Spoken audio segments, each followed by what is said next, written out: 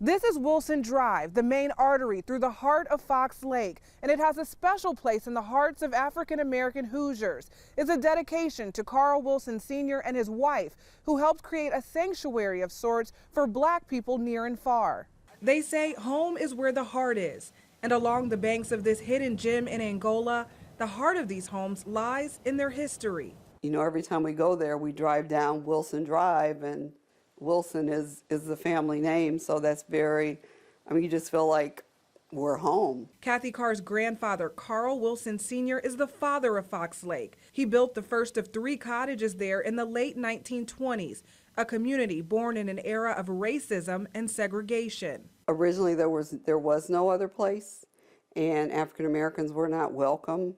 But Fox Lake was different. Families could swim, fish, boat, and ride horses, a luxury only afforded to white and well-off black families at the time. Here was a secret around Fort Wayne that we don't know much about, primarily for African Americans go up to the lake. They came from Cincinnati, Detroit. You know, these are affluent people to relax. Fox Lake landed a spot in the Negro Motorist Green Book, a travel guide created in the 1930s. It lists Marfran Motel as a place for lodging and Pryor's Country Place a popular bed and breakfast. It sits vacant now on a large plot of land and recently made Indiana Landmark's 10 most endangered list. It has its own hidden history. Supposedly there was a distillery during the time of Prohibition down towards the lake, and the alcohol was pumped up to the house and they would invite people in there. Carol Carswasson grew up in Angola and now lives in a Fox Lake cottage. She remembers being told to avoid the area. It was an African American community, and growing up in the late 60s, 70s here, there was still kind of a off-limits, I guess you would say, approach to it.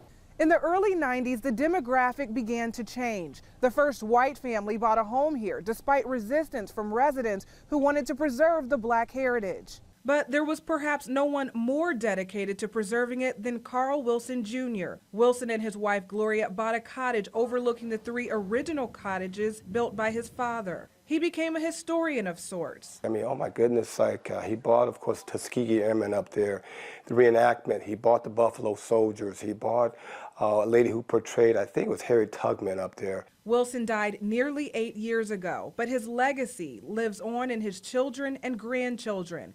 They've made it their mission to share Fox Lake's hidden history with future generations. I think there's a perception that oftentimes African Americans did not go to the lake. It was just an experience.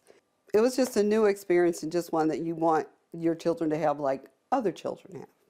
The Fox Lake Resort is on the National Register of Historic Places. There's about 100 homes in this community now. About 80% of them are still owned by African Americans. In the historic Fox Lake community, with this look at hidden history, I'm Angelica Robinson.